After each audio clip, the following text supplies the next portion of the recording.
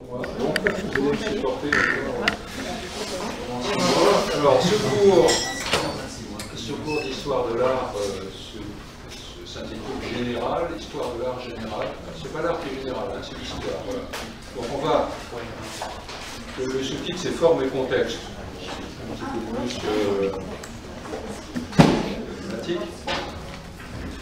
Quel est l'objectif de ce cours? C'est de vous donner un vernis déjà de connaissances. Donc c'est un cours qui a une dimension, j'allais dire, presque scolaire, hein, c'est-à-dire donner un panorama d'une histoire de l'art général, pour le coup, que l'on est obligé de limiter malgré tout à certains points. Hein. On ne peut pas parler de tout, mais déjà il y a beaucoup de choses. Donc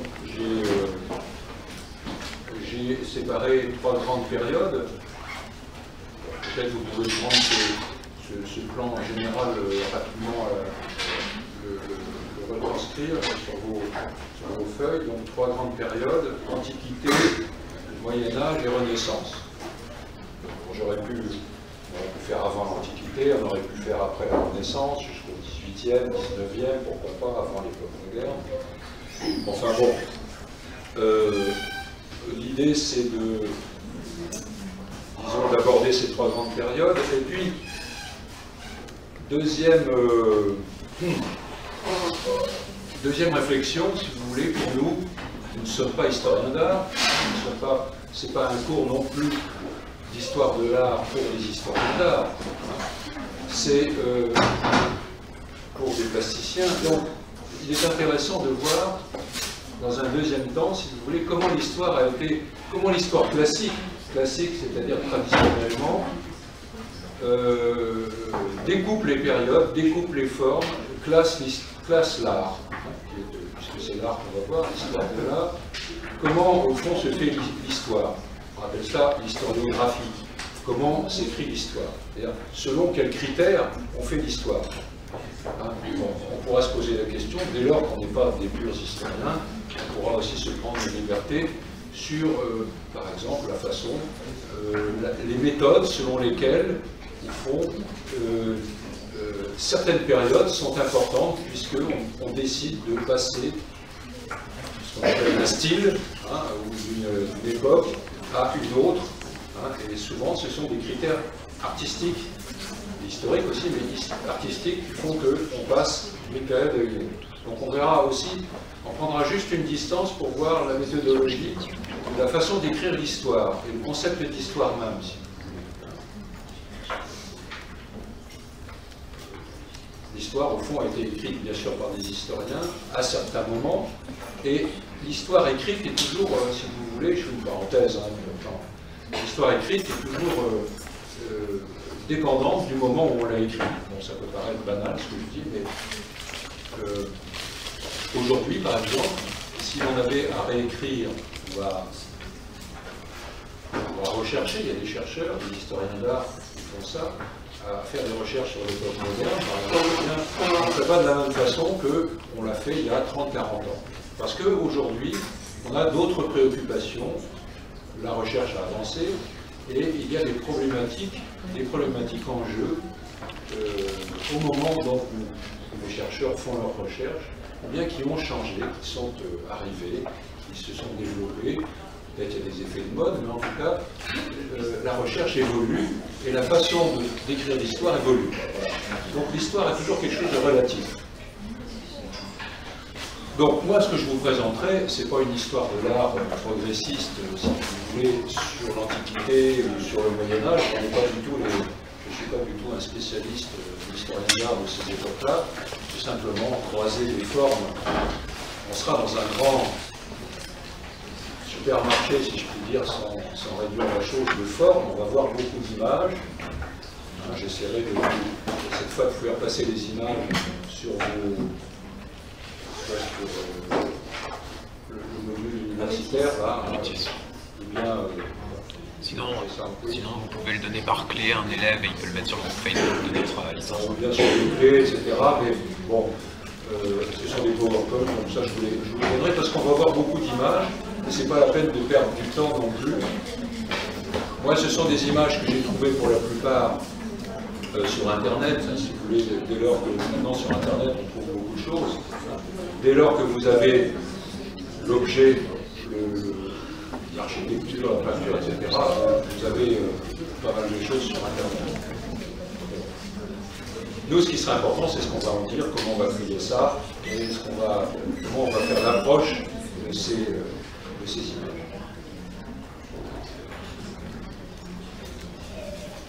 Voilà. Alors, certains ont fait de l'histoire de l'art, hein, donc ça va paraître peut-être un peu général, un peu tout ça, mais moi, ce que ça me plaît, ce que je voudrais on va faire des comparatifs aussi entre les grandes périodes, donc quelque part.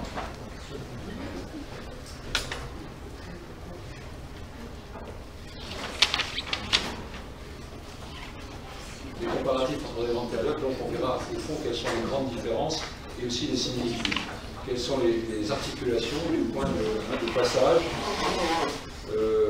les ruptures ou bien les parenthèses, hein, comme on dirait aussi pour le moderne. On a la même question aujourd'hui avec le moderne et le postmoderne, au fond. Enfin, on dit qu'on est dans le postmoderne aujourd'hui et qu'on est sorti du moderne à un moment donné, mais oui, mais suivant quels critères. Et puis post-moderne, par exemple, voilà une appellation pour le moins généralissime, hein, trop générale, parce que c'est post-moderne, c'est après le moderne, donc on ne sait pas très bien, finalement, aujourd'hui encore, c'est normal, nous sommes dans l'actuel.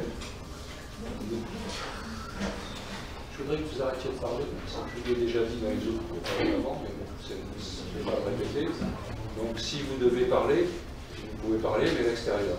Je ne suis pas en train de dire un truc, je suis en train de réfléchir à ce que je dis, ça n'a pas l'air peut-être, mais bon, si vous parlez dessus, ça me gêne beaucoup là pour l'instant. Alors ceux qui papouillent là, qui arrêtent. Bon. Donc, oui, le postmoderne est très difficile à définir aujourd'hui, c'est une question de définition et une question historique, parce que bon, c'est des critères qui manquent. Peut-être un jour on saura définir autrement, mais déjà d'autres chercheurs savent. Essaye de délimiter ça. Donc on est toujours dans les définitions. Nous, on va faire une sorte de voyage à la fois un panorama, je dirais, ce cours, hein, puisque vous voyez bien qu'on traverse de nombreuses époques, il va y avoir beaucoup d'images. On va essayer de faire ça à chaque fois en fonction de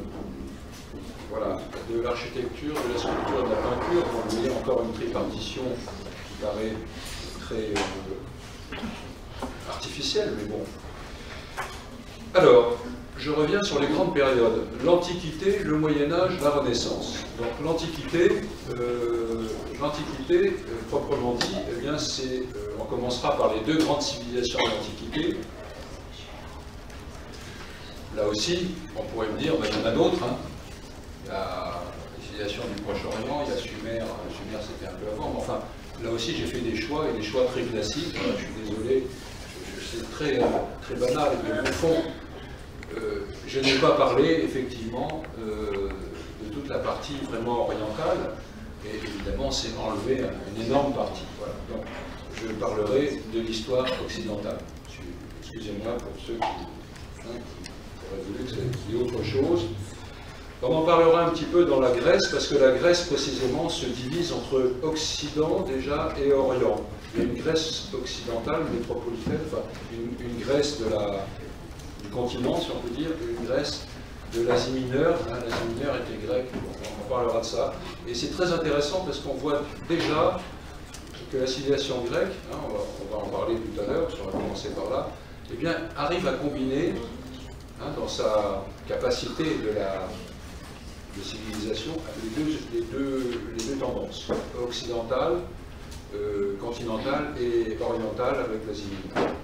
Mais pour le reste, j'ai privilégié donc deux civilisations qui sont des civilisations qui seront le socle un peu de la civilisation ensuite européenne, c'est la Grèce et Rome, et c'est entre 700 et 700 avant Jésus-Christ, moins 700, et 400 après Jésus-Christ. À chaque fois, donc, je vous ai dit, on verra architecture, sculpture, peinture, donc ça a un petit côté un petit peu, vous voyez, mais bon, on pourra aussi transgresser les limites, hein, vous savez, en art plastique, on aime bien transgresser les limites. Bon, donc c'est un cadre très classique là que je vous présente, mais on va le transgresser à lui aussi. Alors, le Moyen-Âge vient après l'Antiquité. Le Moyen-Âge, grosso modo, il commence vers le début du 5e siècle, c'est-à-dire 400, et il va jusqu'à 1400, là aussi, c'est-à-dire le début du 15e siècle. Hein, il y a 1000 ans de Moyen-Âge. Et puis ensuite, on attaque cette troisième période que l'on appelle la Renaissance, et on verra les deux civilisations importantes. L'Italie d'abord, puisque c'est en Italie que la Renaissance apparaît au XVe siècle, et puis la France, et bien entendu, d'autres pays ont aussi eu des formes de la Renaissance, enfin des éléments de la Renaissance. Mais on verra surtout le moment où ça se développe, où ça apparaît en Italie, et comment on passe du Moyen-Âge à la Renaissance. Qu'est-ce qui fait qu'il y a un changement à ce moment-là? Et donc 1400 à 1600, c'est la fin, c'est le début du XVIIe siècle, déjà, c'est la période dite baroque. Bon, sur ces grandes périodes, vous voyez, c'est très... Vous avez des questions peut-être? Non, voilà.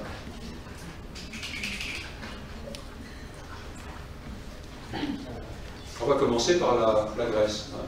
Bon, on commence dans l'ordre chronologique, ce qui n'empêche pas qu'on puisse parler d'avant la Grèce, et même de la préhistoire, si vous voulez. Mais on va voir une carte là, une carte à propos de la Grèce, la façon dont la Grèce déjà est découpée, le découpage que les historiens traditionnellement, quand vous ouvrez un bouquin d'histoire de l'art, hein, Univers des formes, vous savez, cette collection Univers des formes, si vous voulez avoir des images, d'ailleurs, vous regardez la collection Univers des formes, hein, il y a la Grèce en plusieurs volumes.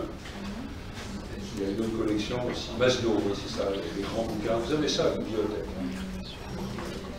Voilà, alors nous allons voir la Grèce antique et d'abord l'architecture. Et dans l'architecture, alors vous pouvez prendre ce petit plan aussi, hein, ce plan succinct, mais qui va quand même structurer notre cours. Donc nous commencerons par l'architecture. Et l'architecture, la typologie de l'architecture en Grèce, eh bien c'est le temple. Hein. C'est pas le palais, c'est le temple. Hein, on va voir donc ce que c'est qu'un temple. Quels mots on utilise pour décrire un temple? Les mots disons, utilisés par les historiens d'art, enfin en tout cas quand on veut décrire un temple, eh bien, il y a des mots de vocabulaire qu'il faut apprendre. Et puis on essaiera de voir aussi l'évolution du temple dans l'histoire. Et c'est pour ça que là j'introduis trois mots, archaïque, classique et hellénistique. Ce sont les trois grandes périodes de l'art grec que les historiens développent, enfin désignent, l'archaïque, le classique et le hellénistique. On va en parler juste après.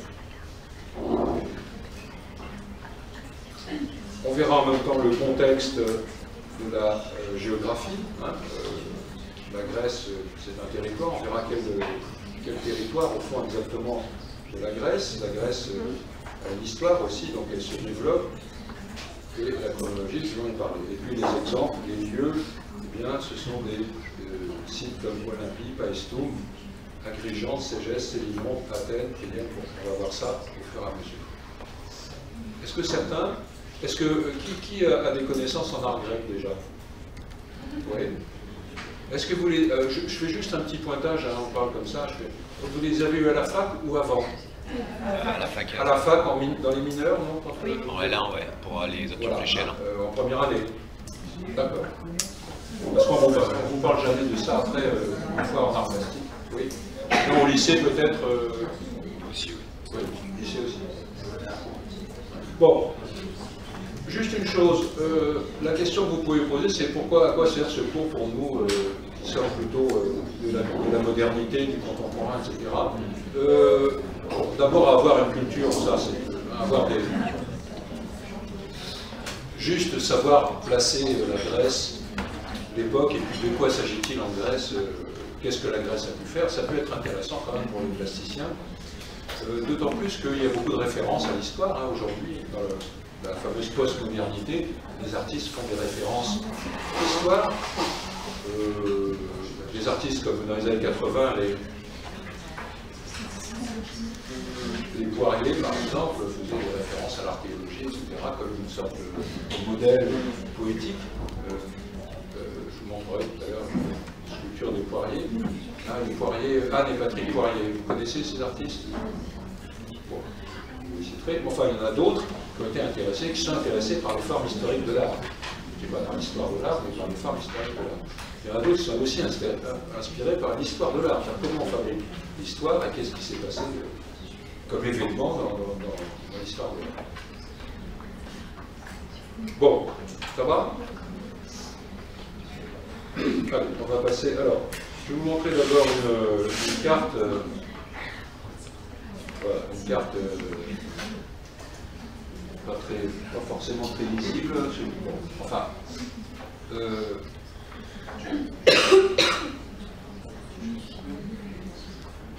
Alors, vous savez à peu près où se trouve la Grèce.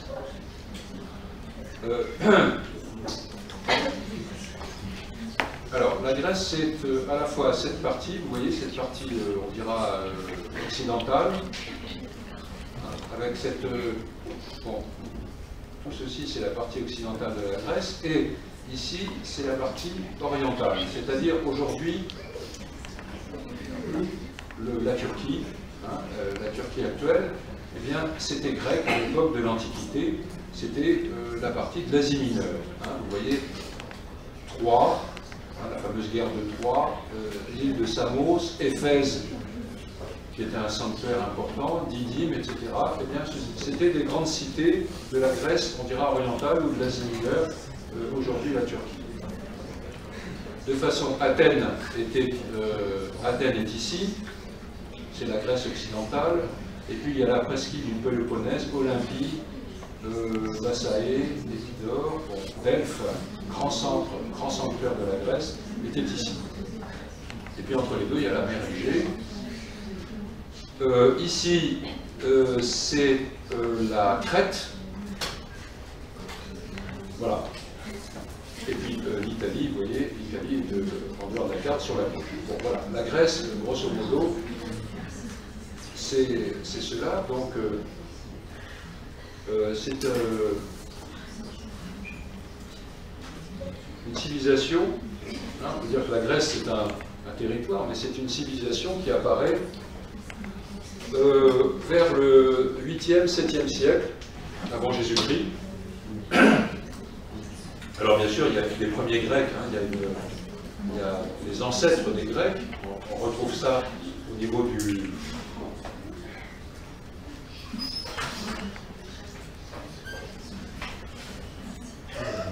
du langage.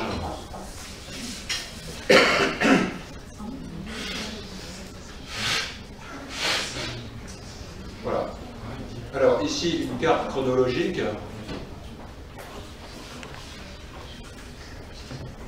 Il y a ce qu'on appelle, vous voyez, la période grecque même commence à l'époque du géométrique. Alors le géométrique, c'est une période...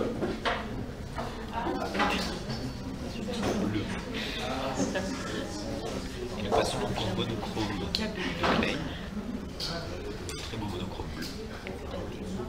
Voilà. Le géométrique, c'est une période qui est justement caractérisée par des formes géométriques de ces sculptures, par des dessins sur les vases. Et c'est le début, on peut dire, de l'histoire de la Grèce. Vous voyez, 900-700, c'est même avant le 8e siècle, c'est le début du 9e siècle, ou la fin du 10e, et jusqu'à 700. 700, c'est le début du 8e siècle.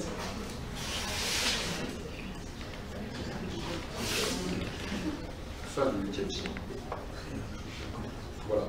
Et alors, cette période est importante parce que, vous voyez, c'est écrit en rouge là-dessous, on situe, mais on situe très mal l'existence d'Homère. Vous savez, la mythologie grecque, l'Iliade et l'Odyssée, Homère, 800-700. Vous voyez, on ne s'en met pas, à 100 ans près. on le place dans le, grosso modo,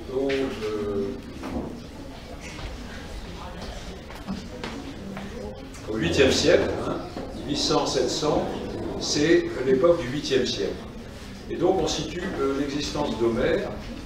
Homère aurait, qu'est-ce qu'il aurait fait Homère? Eh bien, il aurait écrit, mis en écriture, au fond, hein, eh bien, toute la tradition orale de la Grèce, qui était une tradition qu'on appellera la mythologie, qui étaient des récits qu'on se transmettait rituellement, plus ou moins, dans la culture, le début de la culture grecque, hein, l'époque géométrique, par tradition orale, et Homère aurait été le personnage, l'écrivain, le poète, etc., qui aurait enregistré en quelque sorte toute cette tradition orale par écrit. Et là, d'une certaine façon, on fait partir, on fait commencer véritablement la civilisation grecque à cette époque-là, donc au 8e siècle. C'est pas grâce à Homère tout seul, mais Homère est un des signes, si vous voulez, un des marqueurs, si on peut dire, du début de l'histoire de la Grèce, parce que ça passe par l'écriture, sûrement, hein, l'écriture et l'enregistrement dans l'Iliade et l'Odyssée de cette tradition mythologique orale donc, qui se faisait petit à petit, qui se fait depuis déjà un siècle, 2 siècles sur le continent grec, et qui commence à avoir, comment dire, des critères particuliers. Une civilisation, c'est quelque chose qui, au fond, est marqué par des points communs, hein, culturels, religieux, un langage, etc. Voilà. Et alors, on fait partir, on verra comment, la première période véritablement de l'art grec, enfin, ou la deuxième si on compte le géométrique, mais c'est la période archaïque, 700-480.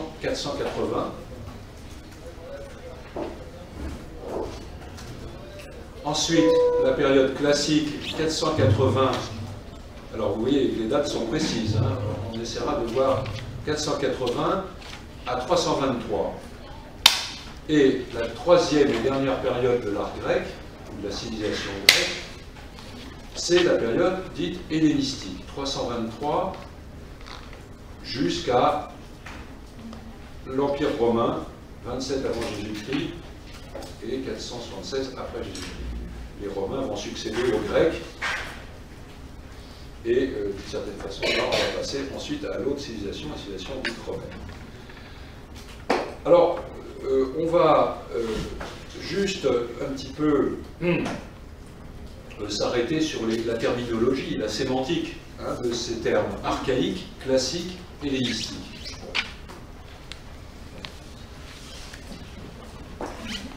Déjà, ce sont des termes connotés. Hein. Archaïque, c'est un terme qui vient de archaos, c'est un terme grec qui veut dire le premier, hein, qui est d'avant, le premier. Et puis classique, c'est autre chose. Classique, c'est quelque chose qui exprime une sorte d'équilibre. Hein, le classicisme, on verra plus tard au XVIIIe, XIXe siècle, et là, la période classique, eh bien, les historiens d'art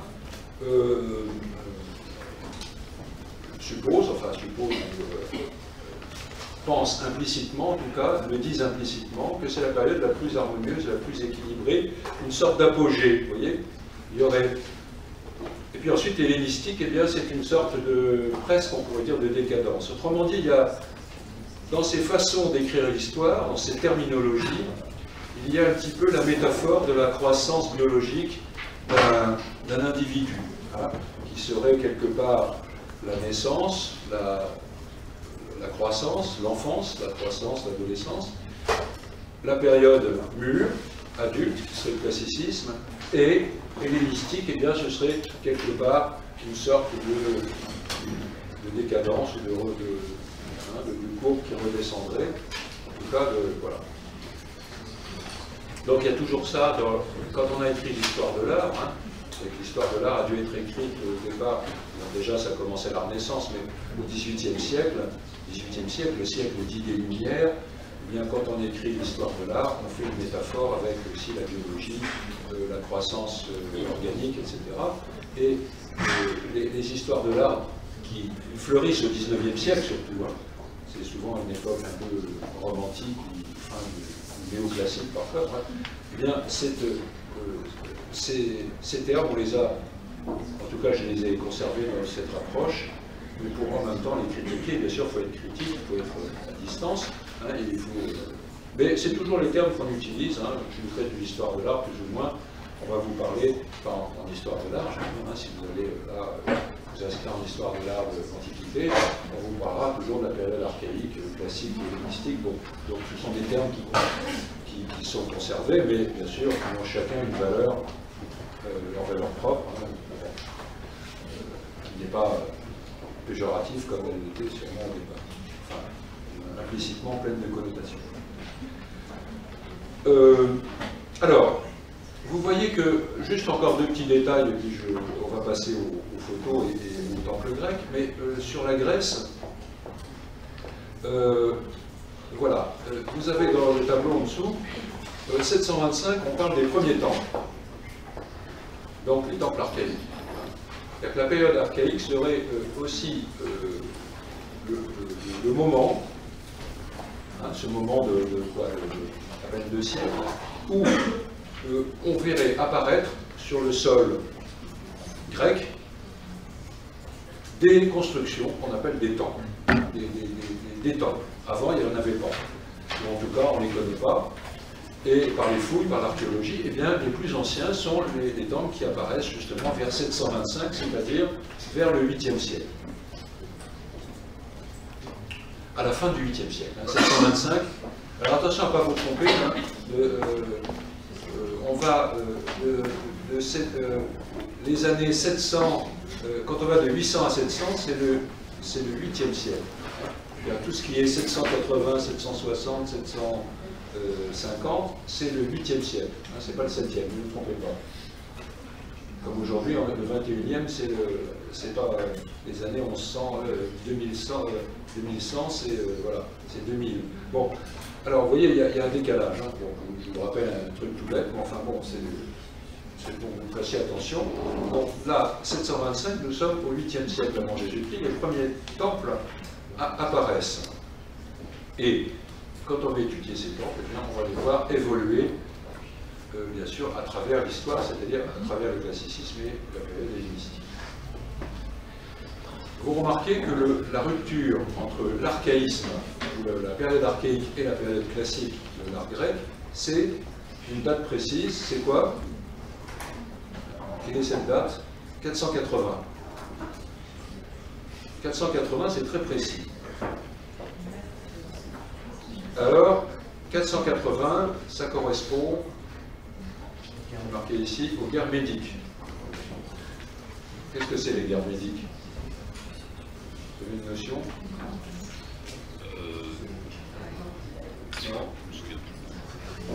Alors, deux grandes guerres médiques. Hein, il y a 400, vous voyez, ça se joue, les guerres médiques, sur plus de 10 ans, 492 à 480, c'est la guerre des Grecs contre les Perses, hein, qu'ils appelaient les Mèdes. On appelle ça guerre médique, mais c'est la guerre des Grecs contre les Perses. Et en 480, eh bien, c'est la fin de ces guerres médiques et c'est la victoire de la Grèce, et notamment de la cité d'Athènes. C'est la cité d'Athènes qui va prendre le dessus sur quoi? Sur les autres cités. La Grèce est constituée de cités qui sont en elles-mêmes des États presque, hein, des États presque indépendants, mais qui sont reliés par un ciment qui est la civilisation grecque.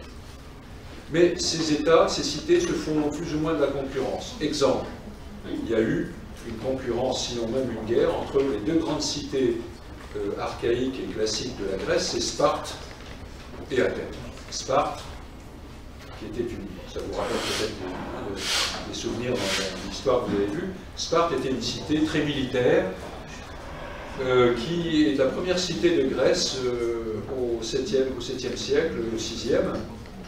Et puis petit à petit, à l'occasion de ces guerres médiques contre les Perses, eh bien, en 480, c'est Athènes qui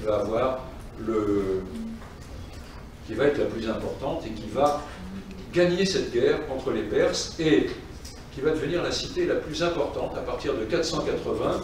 C'est la cité aussi où on invente la démocratie.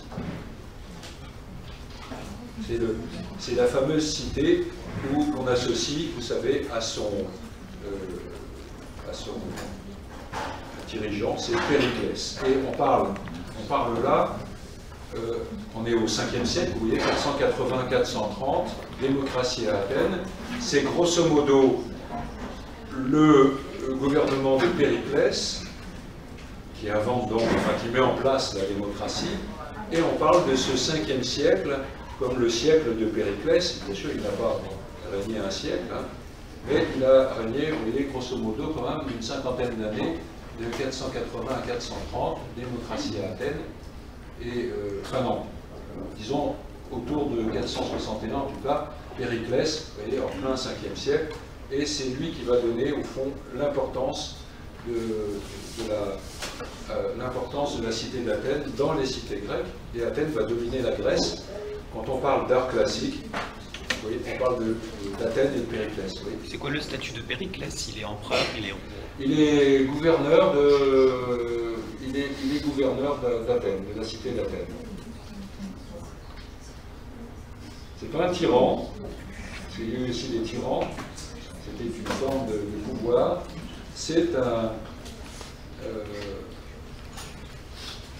alors c'est pas un roi non plus, c'est le gouverneur d'Athènes, en suivant une organisation démocratique où certains élus du peuple, hein, c'est pas une démocratie populaire comme nous, bon, etc. Enfin bon.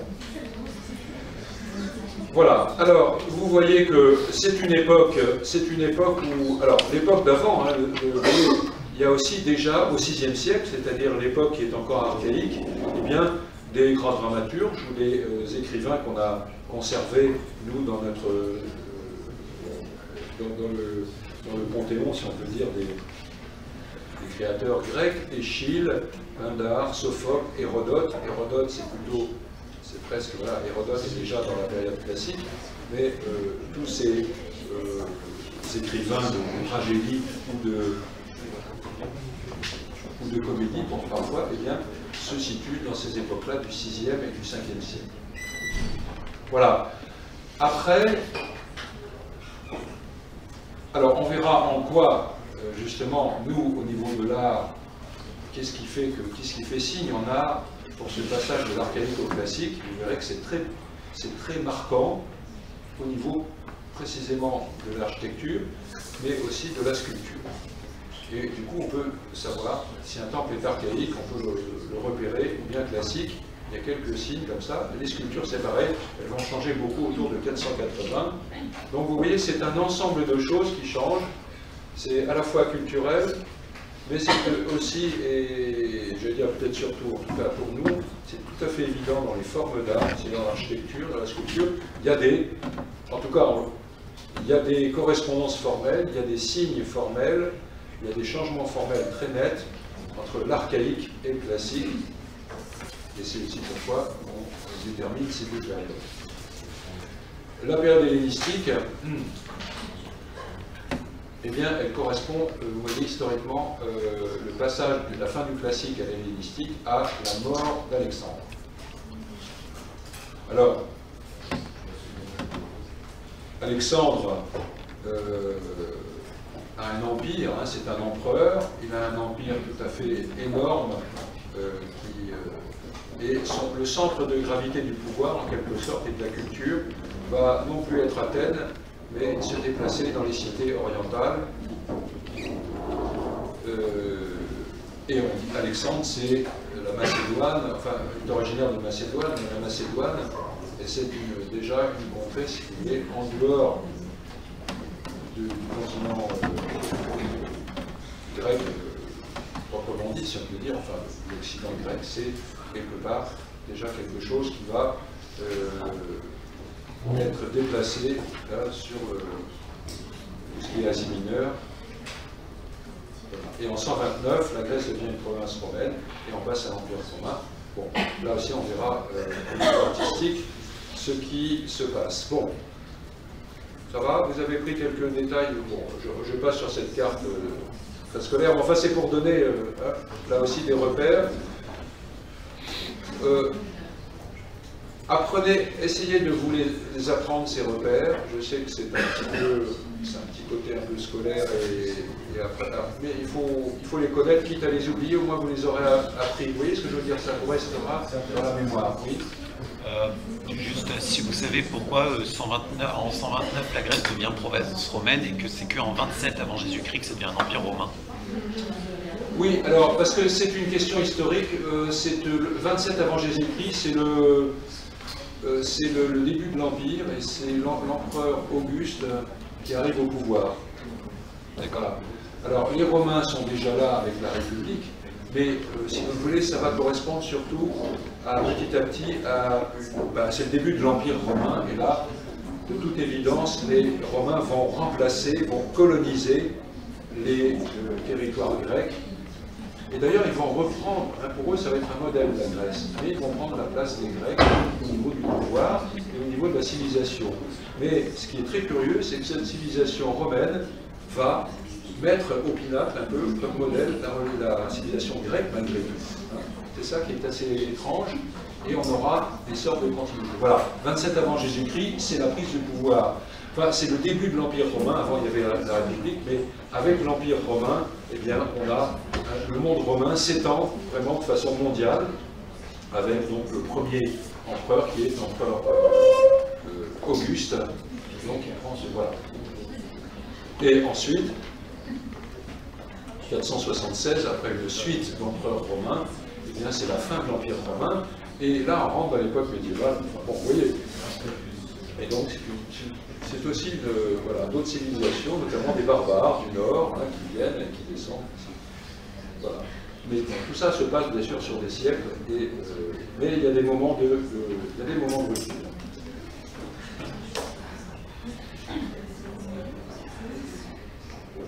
Alors, on va commencer l'architecture, et notamment le temple grec. Donc on commence cette étude des objets, j'allais dire, de l'art grec, en commençant par l'architecture. Et on va se transporter à, vous voyez, c'est une image très touristique, à Olympie. Olympie on connaît Olympie pour les Jeux Olympiques. Donc, Olympie était un sanctuaire de la Grèce continentale, enfin la Grèce occidentale, disons. Et c'était un sanctuaire. Quand on parle de sanctuaire en Grèce, bien sûr c'est religieux, un sanctuaire dédié à Zeus. Zeus est, vous savez que la religion grecque, c'est une religion polythéiste, c'est un panthéon de dieux. Le chef des dieux, le premier des dieux, c'est Zeus. Et puis on a les autres.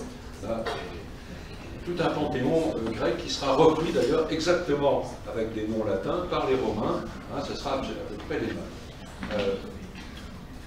Donc, à Olympie, toute la civilisation grecque fait un pèlerinage à Olympie. Il y a une période pour vénérer Zeus, et bien sûr, on va construire des cités. Il y a une cité à Olympie, mais il y a surtout alors vous voyez comment c'est fait Olympie, ce sont des régions montagneuses. Il y a un fleuve, il y a une vallée, etc. Les sanctuaires en Grèce sont souvent construits sur des hauteurs. Ce sont les sanctuaires, donc ce sont les lieux où les temples sont construits. Et les temples, ce sont les maisons des dieux. Faut bien...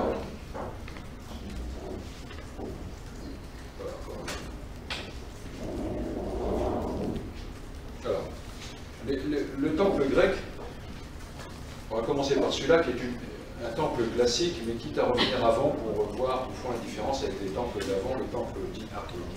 Mais le temple d'Olympie, c'est un un prototype du temple classique, si on peut dire. Et là, il n'existe plus aujourd'hui. Si vous allez le voir, vous ne le trouverez pas comme ça. Il n'y a plus que des bases de colonnes. C'est une reconstitution. Mais il y a d'autres temples qui sont encore debout. Bon, celui-ci, temple de Zeus à Olympie, 460 avant Jésus-Christ. Nous sommes en plein dans la période classique. Et c'est un temple classique. On va voir comment, qu'est-ce qui fait qu'on peut l'appeler temple classique, par quel type d'organisation révèle ce temple, on va le voir. Donc je vous disais, le temple, c'est la maison du Dieu. C'est la maison du Dieu. Ça veut dire quoi? Ça veut dire que... Voilà. Ça veut dire qu'au départ, dans la naissance, enfin dans l'apparition de ces grands temples, quand même classiques, vous voyez, ce sont des grandes constructions, eh bien, au départ, il y avait juste un écrin pour une petite boîte, en quelque sorte, pour protéger, au fond, la statue du Dieu. Parce que ça, c'est le cœur. Hein. Je vous dis, c'est de la maison du Dieu, mais c'est surtout la construction qui protège la statue du Dieu. La statue, donc, c'est la représentation de l'être divin du Dieu. Et ici, donc, on a une reconstitution de la statue de Zeus, dans ce temple d'Olympie. Et tout autour, vous voyez, eh bien, il faut voir ça comme une sorte de construction qui est destinée, tous les temples étaient comme ça, à protéger la statue du Dieu. Alors, bien sûr, c'est protéger, pourquoi? Ça correspond bien sûr à un rituel divin, à un rituel religieux.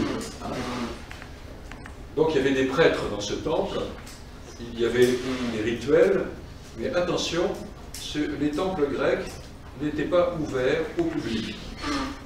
N'importe qui ne pouvait pas aller rentrer dans le temple. Donc le temple, c'est symbolique, c'est la maison symbolique du Dieu.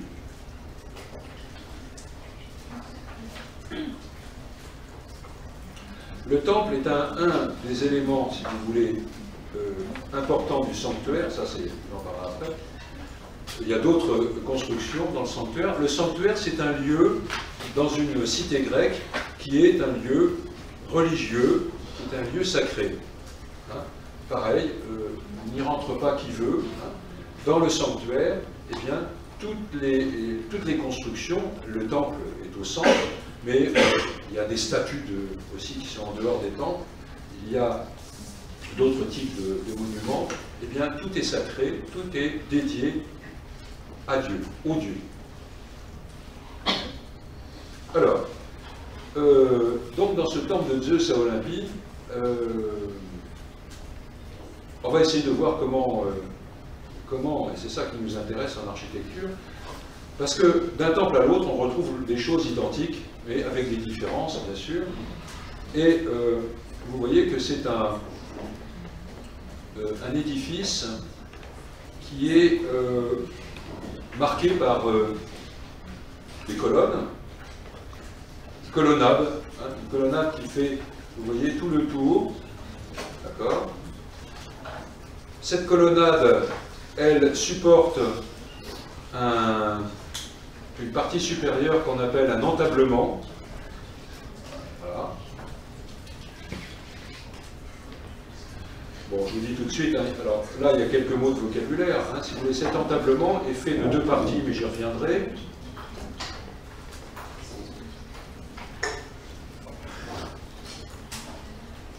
Notamment de cette partie supérieure qu'on appelle la frise. Cette partie supérieure s'appelle la frise, et puis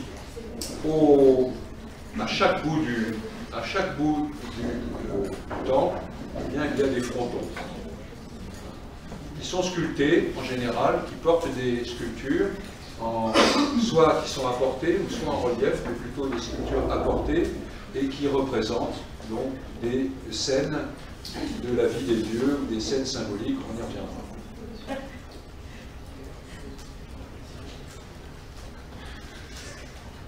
Voilà, alors, ici, je reviens sur cette image. la colonnade qu'on voyait, vous voyez, c'est une colonnade qui fait en quelque sorte l'enveloppe extérieure, hein, extérieure et intérieure. C'est un premier rideau de colonne, et une colonnade, la colonnade qui fait le tour du temple, on appelle ça un temple périptère. Périptère,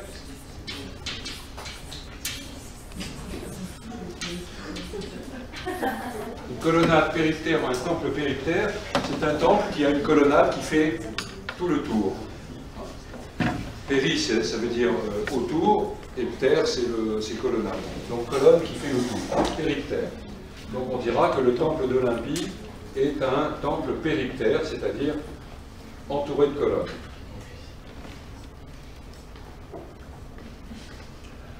Après, à l'intérieur, vous voyez, vous avez une deuxième partie qui serait une partie... alors, vous avez ce qu'on appelle le couloir, donc, entre les colonnes et cette partie qui est une partie fermée. Une partie fermée, en tout cas une partie, vous voyez, c'est la partie qui contient la statue du Dieu. Eh bien, toute cette partie entre le porche, là, vous voyez ce porche-là, et le porche arrière, eh bien, on appelle ça le sékos. Le sékos, c'est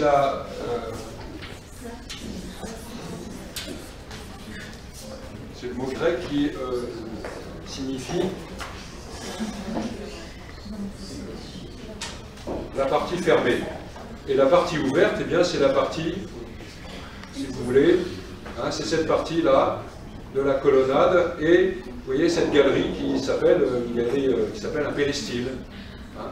Le péristyle, c'est le couloir qui se trouve entre les colonnes et les murs du sékos. Voilà, tout ça c'est le péristyle.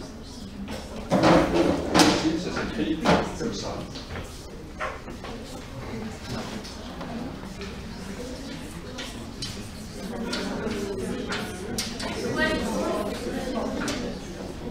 Comment? Ça va? Le péristyle. Donc c'est les colonnes, et péri c'est ce qui est autour, mais c'est le couloir, c'est le péristyle. Le périptère, c'est la qualité c'est une colonnade qui fait le tour du temple. Un temple périptère, c'est un temple entouré de colonnes, et le péristyle, c'est le couloir qui entoure, qui est le couloir extérieur, hein, c'est-à-dire je vous représenterai tout ça. Voilà, alors, c'est pas la peine de reprendre tous ces termes-là, mais vous avez, vous voyez, la partie... Alors, ce que j'appelais le sékos, c'est tout ça. Hein. Le sékos, c'est la partie fermée, la partie intérieure, qui est au milieu. La colonnade, c'est ici. Le péristyle, qui s'appelle ici ondulatio, mais vous appelez ça plutôt un péristyle, c'est là. Alors, vous voyez qu'il y a plusieurs parties. Dans la partie fermée, le sékos, il y a trois parties. Le pronaos, la cella, et pas ce terme-là, mais un terme, zaposticum, ça ne va pas. Un autre terme, c'est opistodome, c'est pas mieux. C'est pas mieux, mais bon. Donc le pronaos, c'est le vestibule, c'est le porche d'entrée, et l'opistodome, c'est l'autre partie. C'est pas la sortie, mais c'est un autre porche, mais qui n'a pas forcément de communication avec l'intérieur. Donc l'opistodome, c'est cette partie-là, qui s'appelle posticum ici, mais c'est l'opistodome. Voilà, c'est ça. Le pronaos, c'est ça. Et vous voyez qu'on rentre par là. Alors, je ne vous l'ai pas dit, mais on rentre toujours du même côté. Ça va être... Oh, oh. C'est bon? Oui. Si vous voulez que je répète, non, mais je vais répéter. Hein. Non, on va bien vous passer vite, par contre. Je suis obligé. Bah, je ne peux pas passer plus vite que ça. On a tous les trucs, enfin, on s'arrête, sinon... Vous les connaissez, c'est bon? Ouais, mais en fait, même si j'ai fait Antiquité, je pense pas qu'on soit les seuls à... Non, mais peut-être les autres... Non, mais les autres, peut-être... Non, mais les autres, peut-être pas. Non, moi, je vais pas Oui, je vais vous le mettre, je vais mettre toutes ces images sur Internet, je vais essayer de les mettre sur Internet. Mais une fois que vous avez compris... Oh, oh, oh, oh, oh, oh, oh. Du calme.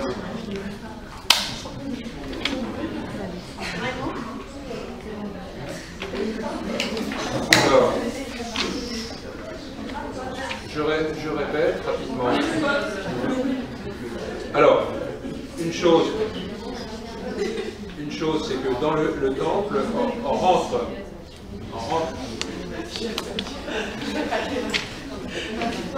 On va faire une pause, mais attendez, je voudrais finir sur le temple. Là. On rentre dans un temple par l'est. Ça, cette partie-là, le pronaos, c'est-à-dire devant le naos. Naos, bon, c'est l'autre terme de celle-là. Pronaos, c'est le vestibule d'entrée. L'entrée est ici, vous voyez, il y a une rampe d'escalier là. Et ça, c'est l'est. Cette partie-là, ici, nous sommes à l'est.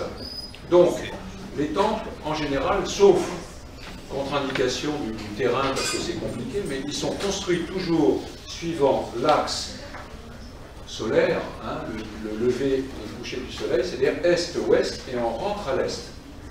Alors qu'une église, on rentre à l'ouest, l'église chrétienne, catholique, chrétienne, on rentre à l'ouest. Un temple, on rentre à l'est.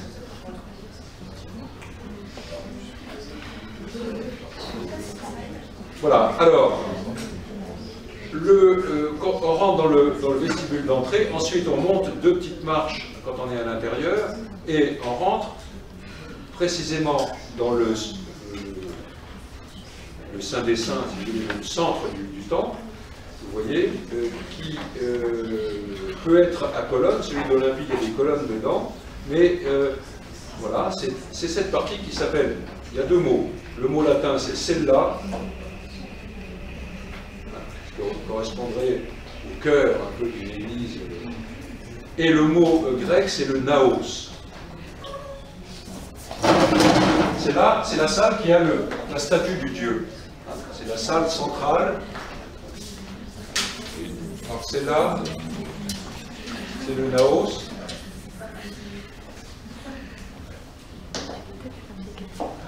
Et vous voyez qu'il y a, sur le plan là, hein, vous avez un rectangle, et bien c'est le socle, voilà, c'est la place du dieu. Vous voyez, la cella est ici.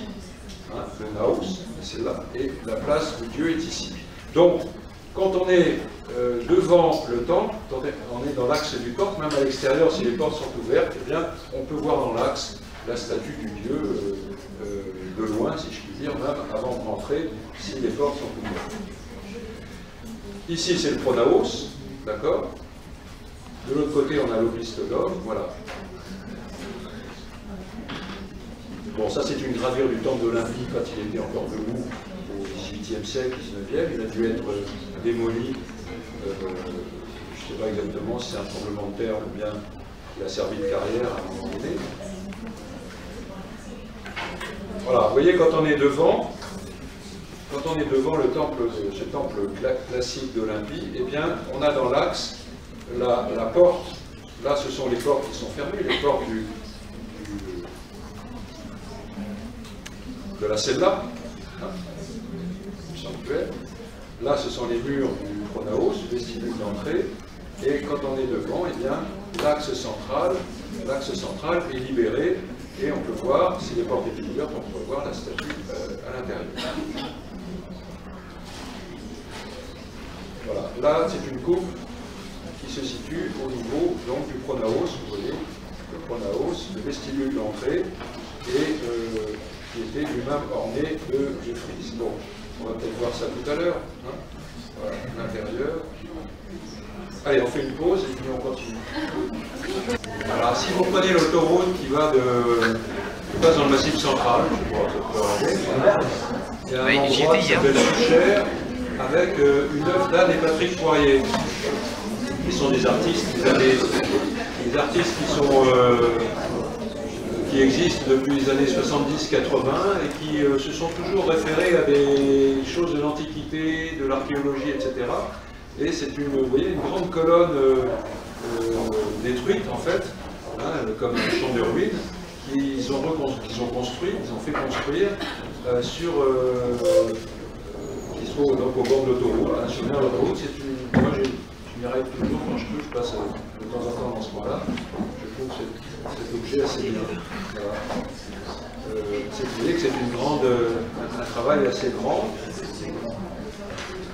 Et on verra tout à l'heure des champs de ruines de temples grecs, notamment à Olympie et en Sicile par exemple, qui ressemblent à une poétique un peu romantique, hein, de ces espèces de tambours. Vous voyez que les colonnes sont faites avec des tambours. Les tambours, ce sont ces parties cylindriques qui se mettent les unes sur les autres, en pierre bien sûr, et qui sont reliées entre elles par des sortes de tenons métalliques à l'intérieur. Hein, vous voyez, ça c'était les mortaises, un peu les trous de ces parties métalliques. Et une colonne, c'était rarement une colonne monolithe, hein, une seule pièce, mais c'était souvent des tambours qui sont mis les uns sur les autres et qui forment une colonne. Bien, revenons au vrai temps. Oui. Au niveau de l'examen, ça va être une reconnaissance d'œuvre sur une époque ailleurs ou c'est une question transversale? Oui, ce sera une question. Il y aura peut-être il y aura plusieurs questions qui porteront sur le cours. Hein. Il n'y aura qu'un examen par contre. Il n'y aura qu'un seul examen. Qu'une seule épreuve. Voilà, il y aura qu'une seule épreuve au mois de juin. Il n'y aura qu'une épreuve terminale. D'accord? Mais il y aura plusieurs questions. Portant sur le cours en général. Et voilà.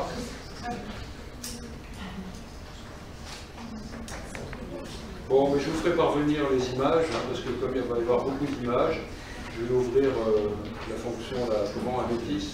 C'est ça où vous pouvez avoir, je vais y mettre mes PowerPoint, hein, comme ça vous aurez accès aux images. Ça vous évitera de chercher, etc.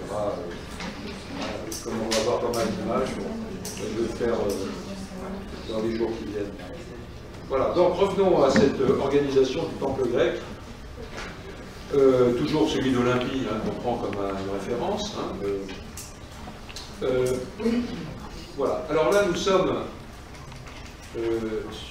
devant la façade. Hein, nous sommes la partie, oui, le temple grec c'est un rectangle, hein, en plan, c'est un plan rectangulaire. Un temple périptère, on a dit, entouré de colonnes. Ils ne sont pas tous comme ça, mais les grands sont en général entourés de colonnes. Et de chaque côté, il y a une façade. La façade est et la façade ouest, hein, puisque je vous ai dit, ils étaient orientés est-ouest. Voilà. Ici, c'est la façade d'entrée, donc c'est la façade est, hein, puisque vous voyez qu'on voit ici une porte d'entrée qui est la porte de la cella. La porte de la pièce intérieure qui contient la statue du dieu. Voilà. Et ici, nous sommes dans une reconstitution à l'intérieur de la cella. Nous avons passé la porte, la porte de la cella. Voilà. Légèrement dans cette reconstitution qui est légèrement vers un petit personnage, avec les échelles, elle est entrouverte, et à l'intérieur, hein, c'est le temple d'Olympie, et bien vous avez une colonnade encore, hein, vous avez une travée centrale ici, et avec deux colonnades donc, qui séparent l'espace, qui divisent l'espace, et qui sont d'ailleurs à une colonnade à étage. Vous voyez, il y a une deuxième colonnade au-dessus à l'étage, et puis ce qui était courant dans ces temples, puisqu'il n'y avait pas de lumière extérieure directe, eh bien un trou dans le toit, j'allais dire, une ouverture dans le toit qui permettait d'une part d'amener de la lumière, mais en même temps de créer une correspondance symbolique entre la terre et le ciel, entre la statue du dieu et le ciel, parce que le ciel, nous sommes dans des comment dire, avec ces dieux grecs, nous sommes dans des dieux de lumière, non pas des dieux souterrains, chthoniens, mais des dieux du ciel, hein, et le ciel est déjà important. Et si vous voulez, voilà, ce carré, c'est ça d'ailleurs le templum, c'est le carré, hein, c'est le carré c'est le rectangle qui est tracé dans le toit, c'est le lieu de passage symbolique, hein, entre le ciel et la terre dans le temps. Voilà. Un détail de la double colonnade, colonnade du rez-de-chaussée et colonnade de l'étage. Voilà. Alors, quelques détails aussi, bien sûr, puisqu'on parle de colonnes. Nous sommes dans un temple, vous avez vu, un temple plutôt dorique. Voilà. Vous avez plusieurs, on appelle ça des ordres en art grec, ce sont des styles aussi. Mais il y a grosso modo 3 styles, 3 ordres. L'ordre dorique. L'ordre dorique, c'est l'ordre le plus géométrique. Ça vient de la civilisation, enfin du peuple dorien, des Doriens, enfin bon, c'est-à-dire les premiers Grecs qui se sont vraiment installés dans la Grèce continentale. C'est plutôt un style occidental de la Grèce, hein, et non pas oriental. C'est un style, c'est un ordre géométrique. Vous voyez que vous avez un chapiteau. Alors la partie supérieure de la colonne s'appelle le chapiteau. Le chapiteau, vous voyez, c'est ce qui est au sommet de la colonne. Hein, au-dessus de la colonne, on a le chapiteau qui est lui-même formé, quand il est dorique, de 2 parties. Une partie carrée, ici, on reverra ça après, mais une partie carrée qui s'appelle abaque. Alors l'abaque, ça s'écrit comme ça.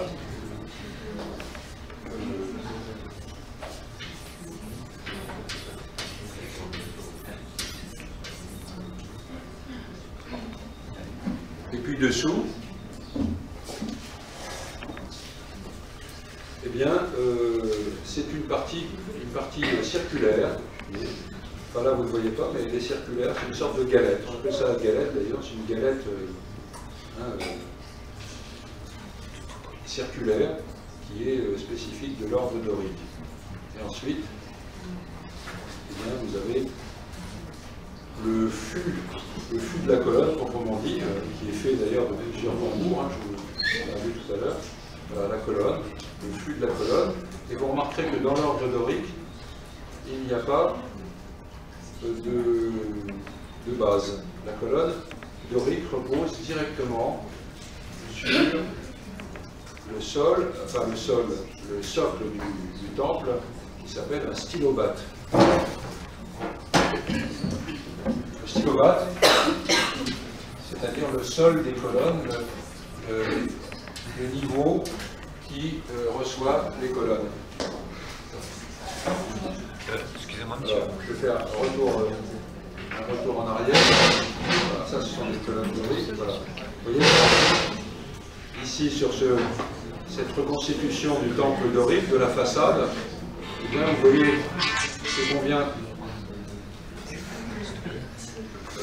L'ordre dorique est constitué notamment au niveau de la colonne du chapiteau et de l'abaque carré, de la galette dorique et puis du fût de la colonne qui repose directement sur le stylobate. Le stylobate, c'est le dernier degré du temple. Voilà. Cette partie-là, vous voyez que c'est un socle, hein, c'est un socle en pierre de plusieurs. Ce ne sont pas des marches parce que c'est plus haut que des marches. C'est des trucs qui sont hauts comme ça, on appelle ça les degrés. Et l'ensemble de ce socle à degrés, on appelle ça une crépice.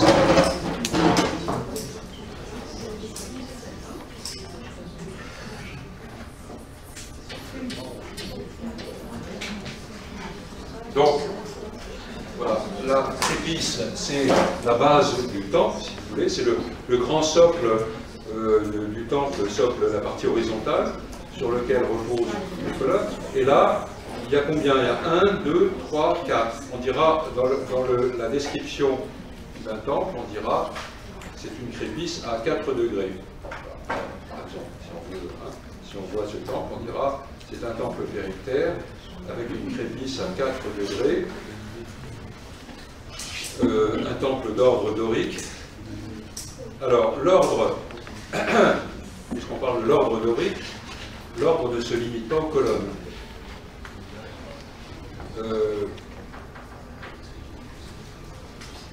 Voilà. Il y a aussi ce que je vous disais tout à l'heure. Et du coup, monsieur, on utilise l'autorisation pour les autres styles. Pardon?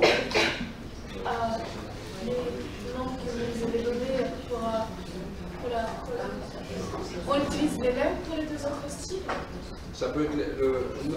oui, enfin tout ce que je vous ai donné avant, là, la question du périctère, etc., ça c'est valable pour tous les styles.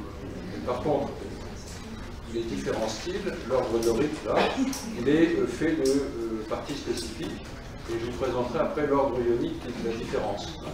Et l'ordre dorique, voilà, il est constitué par certaines parties de la colonne, type dorique, je vous ai dit, là-bas. Ça, c'est un autre nom, tout d'un coup, j'ai oublié, je vous ai déjà appelé ça la galette, mais ça ne fait pas comme ça. L'échine, vous voyez, parce que c'est incliné. Voilà, l'échine, ça s'appelle l'échine, c'est une partie donc du dorique, c'est une forme circulaire en forme de galette, si vous voulez, plus ou moins aplatie en fonction de l'époque, du temps, on s'en verra après, et puis le fût de la colonne. Et l'ordre dorique, il est aussi, on le voit là, défini par la partie supérieure horizontale, c'est-à-dire toute cette partie-là qu'on appelle l'entablement. L'entablement, c'est la partie horizontale qui repose sur les colonnes. Et elle est faite de deux assises, de deux niveaux. Bon, je vois qu'ils font, alors, on va faire comme ça. Hop.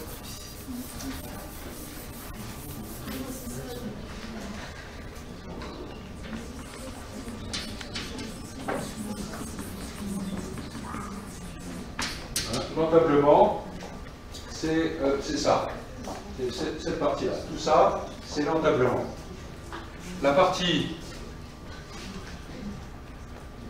supérieure de l'entablement s'appelle une frise. Alors là, en l'occurrence, c'est une frise dorique. On va voir dans quelle partie elle se fait. Ça, c'est la frise. Et ça, on appelle ça l'architrave. Le premier niveau qui repose directement sur les colonnes, ce sont l'architrave, avec des blocs d'architrave qui s'arrêtent là à chaque fois. Vous voyez, ça va de là à là, et c'est mis les uns à la suite des autres pour faire une ligne horizontale qui s'appelle architrave. Vous voulez que je l'écrive? Alors, frise, plus,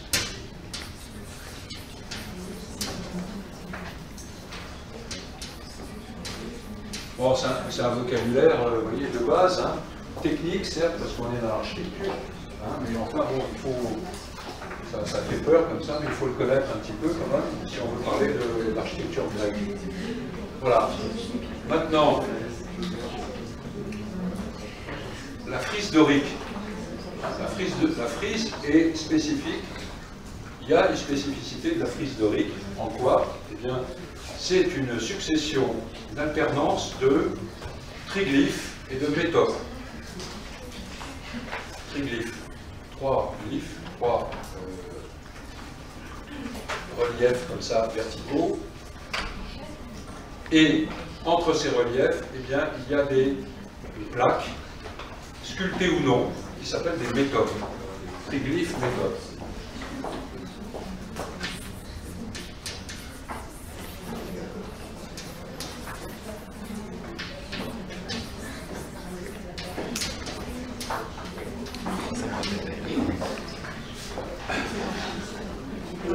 Voilà. Là, il n'y a pas véritablement de spécificité dorique dans le fronton, donc les temples ioniques, d'ordre ionique. Mais le temple dorique a un côté plus géométrique, on dira, plus structuré que le temple ionique qu'on va voir. Le temple dorique, donc, est plutôt d'origine de la Grèce occidentale. Et donc, voilà, l'ordre dorique est constitué donc de la forme de la colonne dorique et d'une frise dorique, hein, d'un entablement dorique constitué surtout par une frise dorique spécifique justement avec ces triglyphes métopes. Quand vous voyez des triglyphes et des métopes, c'est à peu près sûr que c'est, vous voyez, vous reconnaissez tout de suite l'ordre dorique. L'ordre dorique se reconnaît surtout grâce à la frise et puis au chapiteau avec cette échine, là, cette galette, hein, ce chapiteau géométrique comme ça. Quand vous avez des galettes avec des carrés dessus et puis des frises comme ça, hein, avec des triglyphes, des métopes, c'est dorique. D'accord ?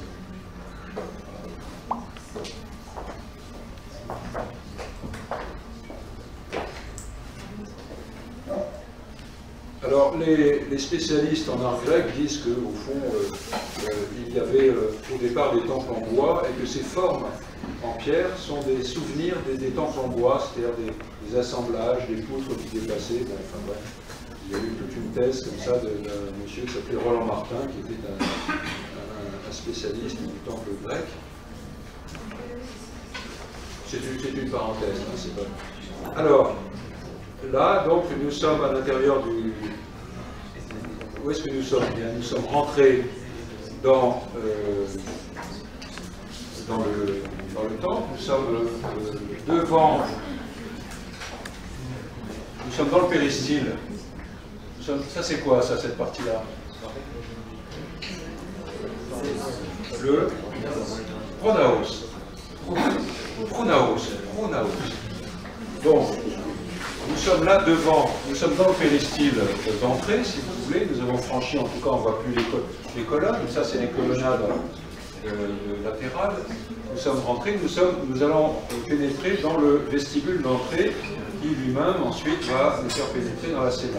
Et vous voyez qu'au-dessus du pronaos, eh bien, ce qu'on ne voit pas de l'extérieur, il y a là aussi, vous voyez, un ordre dorique avec une frise dorique aussi.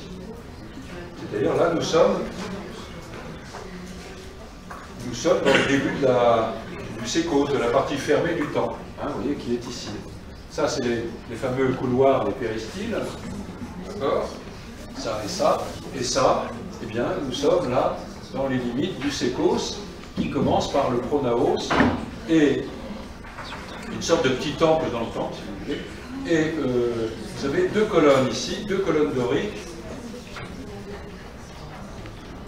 et des extrémités de murs, du mur de la cella, qui s'arrêtent là. Et quand ces colonnes sont entre les extrémités, on appelle ça des colonnes in antis, entre les antes, in antis. Deux colonnes in antis. Et quand il y a deux colonnes, on peut dire distil in antis, ça fait mieux. Alors attendez. Voilà, vous voyez, les colonnes que l'on voyait avant, eh bien, c'était ces colonnes-là. Vous voyez, ces deux colonnes-là. Là, nous étions ici dans la photo précédente. Nous regardions le pronaos avec ces deux colonnes, et puis les extrémités des murs, ici et là, du sécos. Hein, et ces colonnes, quand elles sont entre les extrémités des murs, on dit in antis. Ça nous donne une indication sur leur position.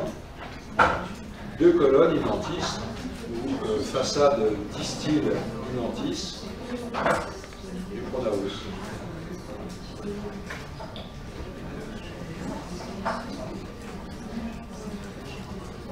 Alors, si je reviens ça fait partie des descriptions du temple. Si je reviens, voilà, on la voit ici, vous voyez, regardez.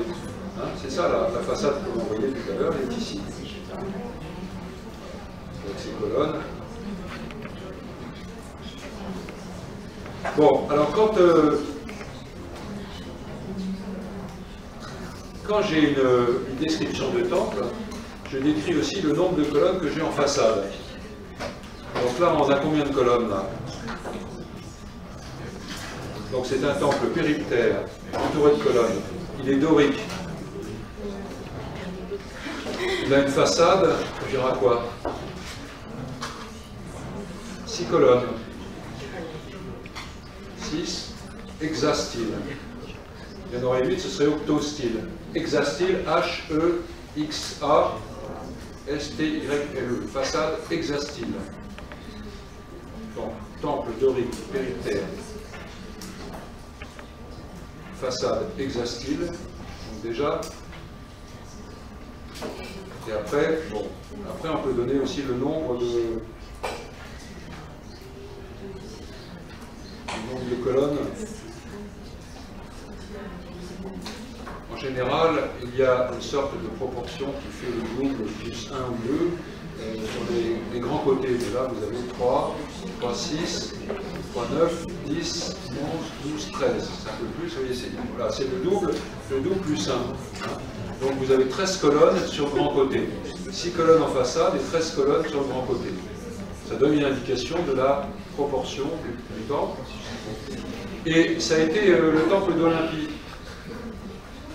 Le temple d'Olympie est une sorte de temple un peu canonique pour le premier classicisme grec de cette époque, 460, parce que l'architecte qui s'appelait, l'architecte de ce temple, avait dit, voilà, ce sont des proportions équilibrées,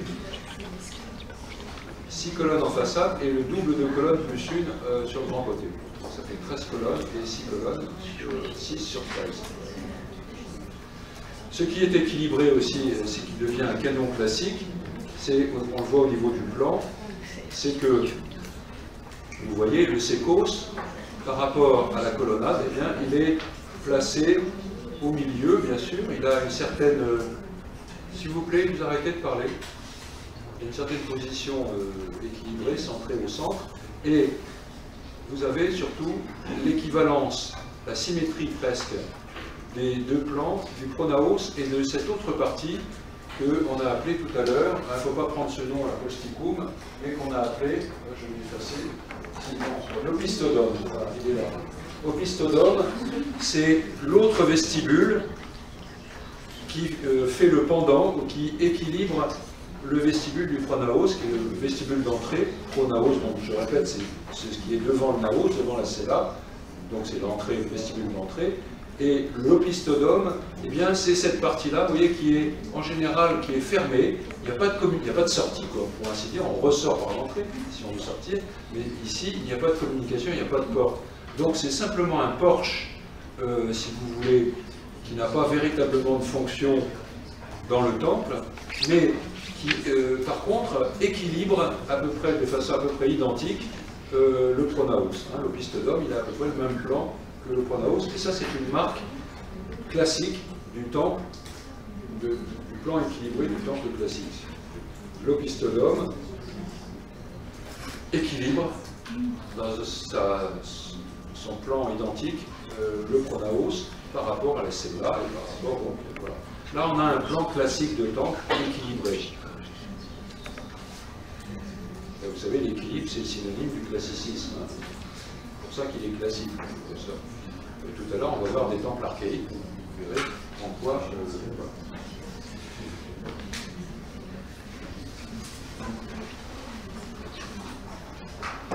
D'accord. Bon. Alors, je reviens sur les ordres, là, les colonnes en tout cas. Alors, vous avez certains temples en Grèce qui sont d'ordre ionique, de style ionique. Voilà. Et vous avez ici la colonne ionique qui est faite, vous voyez, d'un chapiteau. Là aussi, c'est comme tout à l'heure, ça, on appelle ça un chapiteau. Le chapiteau, c'est la partie supérieure de la colonne. Eh bien, ce chapiteau, il est sculpté. Il n'est pas géométrique comme tout à l'heure, il a des volutes. C'est un chapiteau à volutes. Et ça, les volutes, ce sont ces spirales, vous voyez.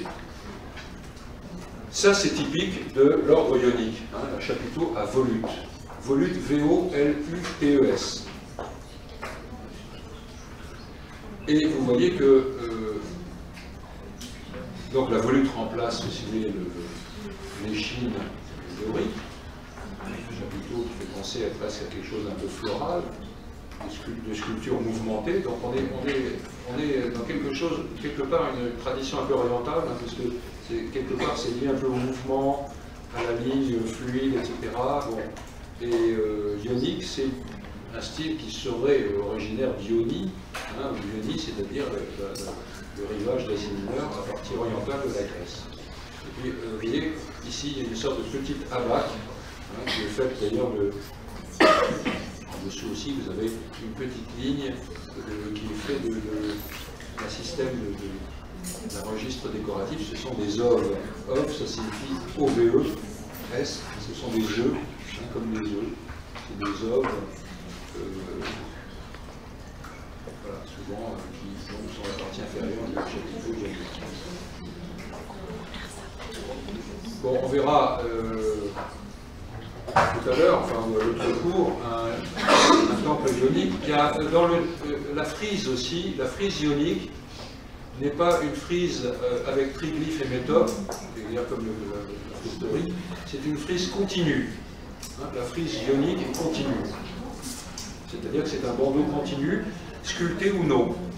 Mais il n'y a pas ces alternances triglyphe, métope, hein, comme dans l'ordre dorique. On reviendra là-dessus quand on verra. Voilà. Rapidement, le troisième ordre, qui sera un ordre plutôt romain, hein, que les Romains utiliseront, c'est l'ordre corinthien. Bon.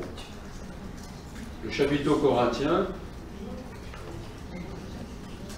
qu'on dit aussi, vous voyez, le chapiteau corinthien, il est ici, c'est un chapiteau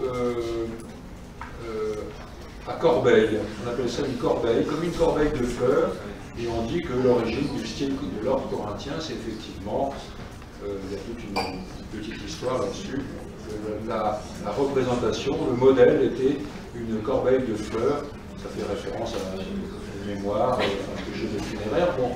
Et ici, ce chapiteau-là, ce type d'ordre corinthien, on le retrouvera beaucoup chez les Romains, et puis beaucoup aussi à l'époque médiévale dans les églises chrétiennes, qui elles-mêmes ont repris de l'ordre des Romains, enfin, l'ordre corinthien. Voilà. Sinon, le reste est identique à l'ordre ionique, c'est-à-dire sont des frises continues. Voilà, on va voir encore quelques temples classiques de l'ordre un peu du groupe du temple d'Olympie. Le temple ici, c'est un temple qui se trouve à Paestum. Alors Paestum est en Italie, en Italie du Sud, c'est près de Naples. Peut-être certains connaissent Paestum. Ça a été construit donc au milieu du 5e siècle avant Jésus-Christ, et celui-là, vous pouvez le voir, il est debout. Hein, il est tel qu'on le voit sur la photo. C'est un temple du même type que celui d'Olympie.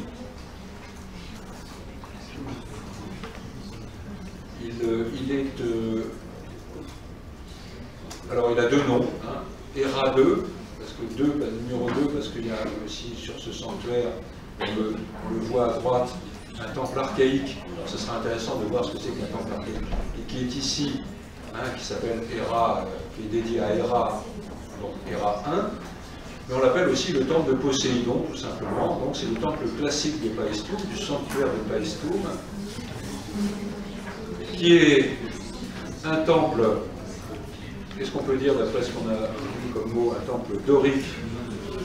On voit tout de suite, vous voyez, les colonnes doriques, vous les voyez, hein, les chapiteaux avec échine, abaque, carré, etc. Architrave et surtout frise dorique, avec triglyphe et métope. Et puis, le nombre de colonnes qui est identique au nombre de colonnes d'Olympie, c'est-à-dire 6 colonnes en façade, donc façade hexastyle,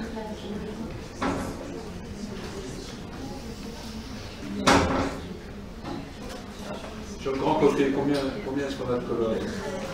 2, 3, 4, 5, 6, 7, 8, 9, 10, 11, 12, 13, 14, non, 13 ou 14. Bon, il n'est peut-être pas tout à fait pareil que celui d'Olympie, mais enfin, vous voyez, il est dans les mêmes proportions, il a ce côté austère, dorique, il est équilibré, il fait partie de ce premier groupe de temples classiques. Alors, pourquoi en Italie? Pourquoi en Italie? Pourquoi est-ce qu'on trouve des temples grecs en Italie? Tout simplement, l'Italie du Sud a été une colonie grecque dès le 6e, 7e, 6e siècle. Et si vous voulez aller voir un très beau temple grec, vous n'allez pas en Grèce, vous allez en Italie, ça suffit. Vous avez à Paestum, vous voyez, il est en état, et près de Naples. Voilà, l'intérieur du temple de Paestum, vous voyez, c'est exactement... Pardon? Ah, pardon. Voilà. Alors là, nous sommes dans la cella. Vous voyez, il n'y a pas de toit. Le toit, c'est rare. Il y avait une toiture, bien sûr. Vous voyez que il y avait des toits, des charpentes, etc. Bon, évidemment, ces temples n'ont plus de toit, sauf s'ils ont été reconstitués. Mais on voit à l'intérieur de la cella. Et ici, nous sommes où exactement? Ça, c'est la galerie de Péristyle. Nous sommes dans le couloir. Ça, c'est la colonnade extérieure. Le couloir extérieur qui fait le tour de ce temple périctère, d'accord? Et ici, il existait un mur. Ici, c'est le sécos, la partie fermée. Bon, il faut imaginer que le mur continuait. Vous voyez, ça a été arraché. Et donc, ici, nous sommes dans la cella. Là où il y avait la statue du Dieu.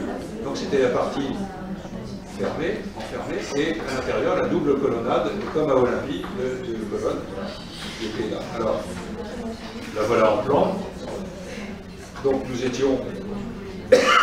La photo était là, prise d'ici. Donc, le mur détruit, c'était celui-là.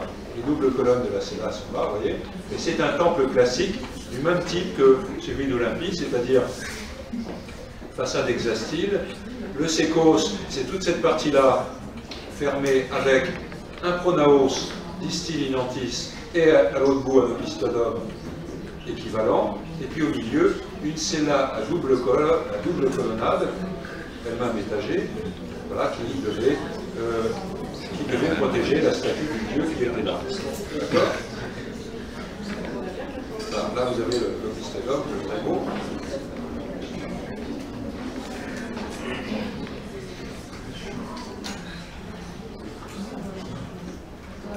Voilà, encore une vue du temple donc de ce temple classique de Héra 2. Et derrière, l'intérêt, et on fera la comparaison la semaine prochaine, vous avez un temple qui a 100 ans, une centaine d'années de plus, donc un temple archaïque qui avait été construit donc avant celui-là, qu'on appelle le temple d'Héra 1, ou basilique. Et voilà, ce temple d'Héra 1, vous voyez, il n'est pas tout à fait pareil, il a des colonnes, il est dorique aussi, mais les échines sont beaucoup plus écrasées, et les colonnes ont l'air d'avoir une sorte de gonflement, qui disparaîtra après. Et le nombre des colonnes, vous voyez, en façade n'est pas le même non plus. Il y a combien? 9 colonnes en façade. Il y a un nombre impair de colonnes, c'est-à-dire que dans l'axe, vous allez vous retrouver avec une colonne dans l'axe qui sera rapidement, à l'époque classique, enlevée pour laisser un espace libre et laisser éventuellement la vue de la statue du temple visible. Voilà. Donc on verra l'évolution en quelque sorte entre le temple archaïque et le temple classique à Paestum, puisqu'il y a ces deux types de temples, archaïques et classiques. Vous voyez qu'il était construit en 530, c'est-à-dire grosso modo donc 80 ans, 70 ans. Voilà. Bon, vous voyez ce plan de temple archaïque, vous voyez qu'en même temps... Allez, on finit là-dessus, s'il vous plaît.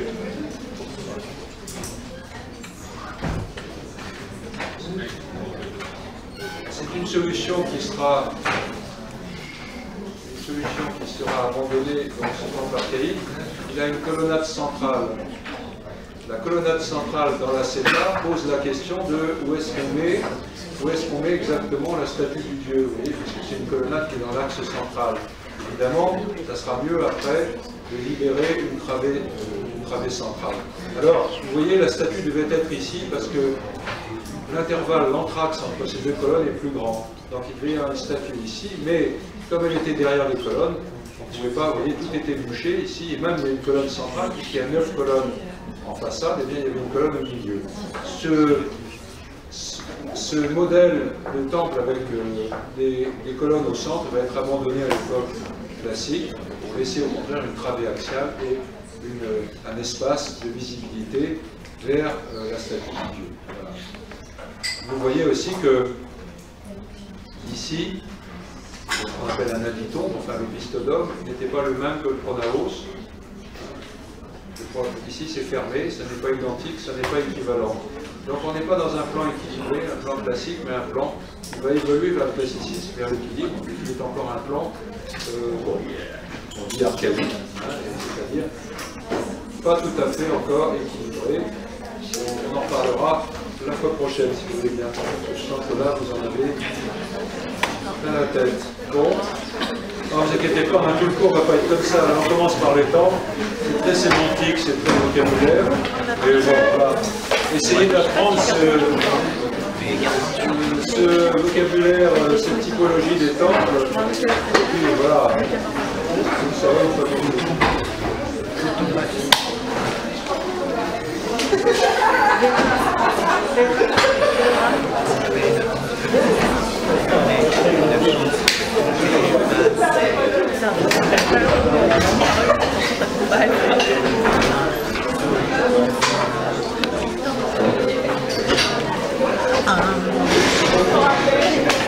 Si tu veux.